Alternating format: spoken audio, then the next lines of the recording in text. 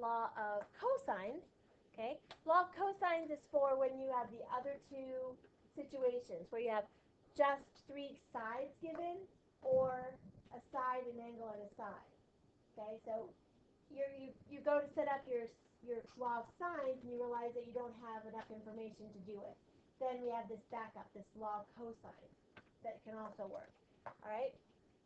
So I did it for all three variables, but they're exactly the same. So really, you only need to know one of these. You only need to copy down one. But this is the law of cosines. So take a second, jot that down. So it's not something you can just come up with off the top of your head.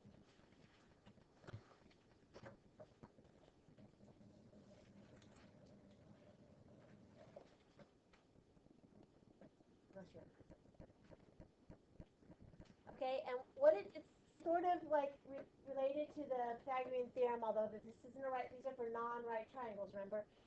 It's the side that you're trying to find, a squared, is equal to the sum of the other two sides squared, so b squared plus c squared, minus 2 times the same two sides multiplied together, so b squared plus c squared minus 2bc, and then times the cosine of the angle that goes with this side. So like angle A is opposite side A, angle B is opposite side B, etc. Okay? So this angle and this side have to go together. You use side A, you got to use angle A. Use side B, you got to use angle B. Okay? And sometimes all you literally have to do is just plug it in. Sometimes you have to solve a little bit for it, but let's do an example of just the straight plug-in one first. All right, so if I'm trying to find x, that is, let's say that's a. Okay? So I'm going to do a squared is equal to, so what's b and c? If a is x, what's b and c? 18 and 9. 18 and 9. So I'm going to do 18 squared plus 9 squared minus 2 times an 18 and 9 times cosine of, and since I'm finding side A, I've got to use cosine of angle A. Right? And this is an example of one where you just plug in your calculator, so it's pretty simple.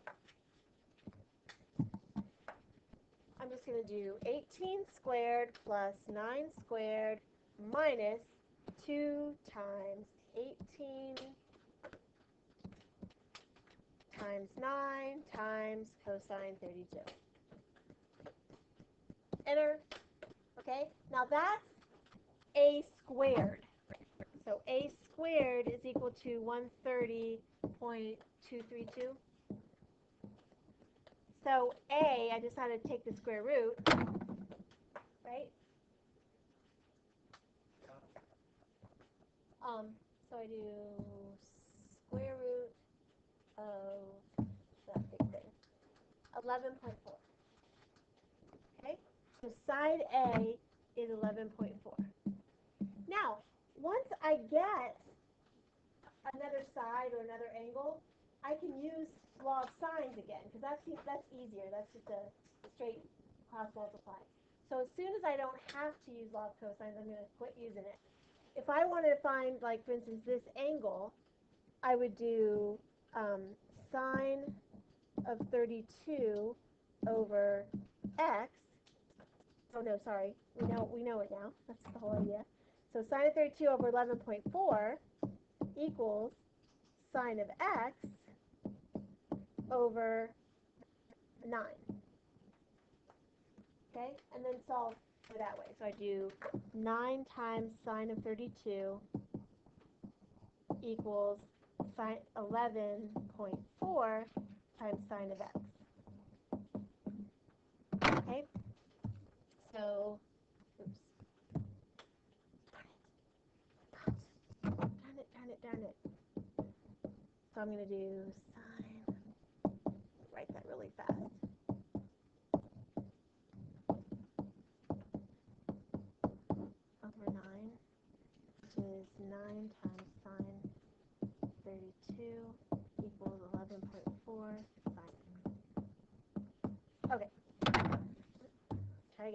So I do 9 times sine of 32 divided by 11.4.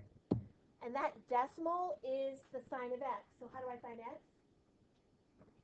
Inverse, right. Right, inverse finds angles. Inverse angles, inverse angles. Inverse finds angles.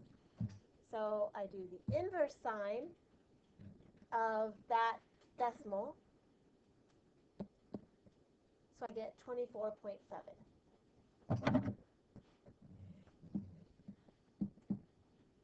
Which isn't going to work because I forgot to close out the ink layer. All right.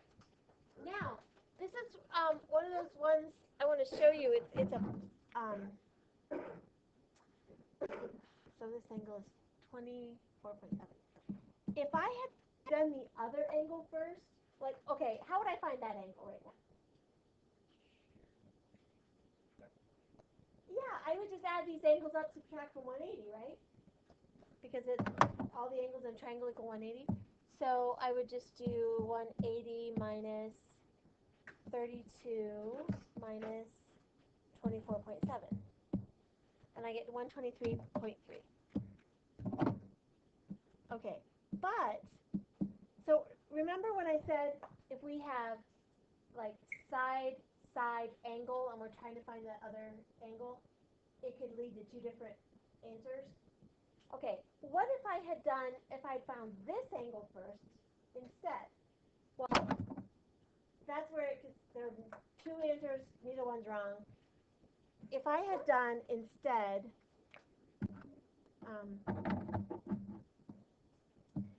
sine of 32 over 11.4 equals sine of x over 18.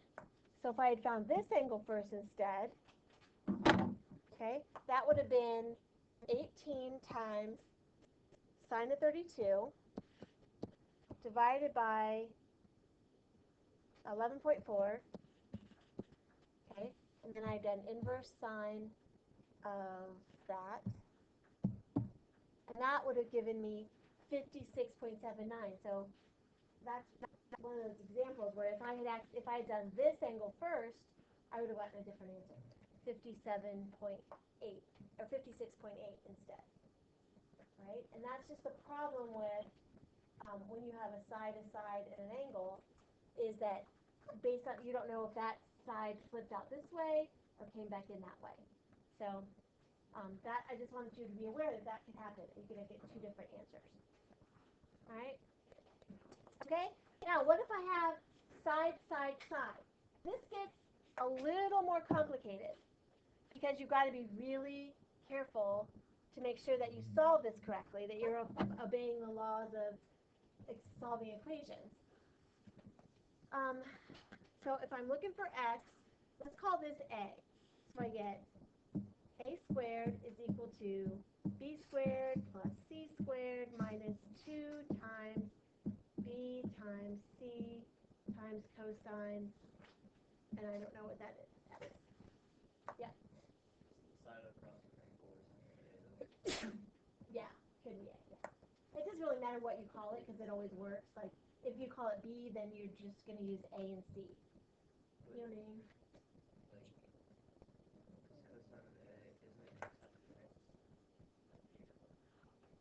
Well, it's cosine of whatever. Yeah, but if you had called this b, it would have been cosine b. If you called this c, it'd be cosine of c. So as long as you match them up, it doesn't matter what letter you call it. Okay. All right. So this is the part where people get off a little bit. So you do 9 squared. That's 81 equals 16 plus 49 minus 4 times 7 is 28 times 2 is 56. So I get minus 56 cosine x. Okay, so far. Is everybody with me so far? Because this is where things get a little tricky sometimes. All right, so you add these two up, and that gives you what, 65? Yeah, 65. So I'm going to subtract, so I've got 81 is equal to 65 minus 56 cosine x. And remember, we're still trying to solve for cosine of x. That's what we're trying to solve for. Okay? And so it's just like this, if I had written it like this, 81 is equal to 65 minus 56x. What would you have done first? Yeah, you would subtract 65. But for some reason, as soon as I write this cosine of x instead of just x, people want to subtract these two numbers and do 65 minus 56 first. I don't know why. But don't do that. Wrong. Bad. Just don't do it. Okay? It's you subtract 65 and you're going to get, if I subtract 65, I get 16 is equal to negative 56 cosine x. And how do I solve for cosine x? Divide by negative 56. And that's going to give me a decimal. And then when I solve for that decimal, then I'm going to do the inverse. So I'm going to do 16 divided by negative 56, and that gives me a decimal. Then that decimal is the cosine of x. So I'm going to do the inverse cosine of that decimal to figure out the actual angle. So it's 106.6. Okay? But if you did this on your own and you got 56, it's because you subtracted this first, which is bad. All right? Now, what I want to do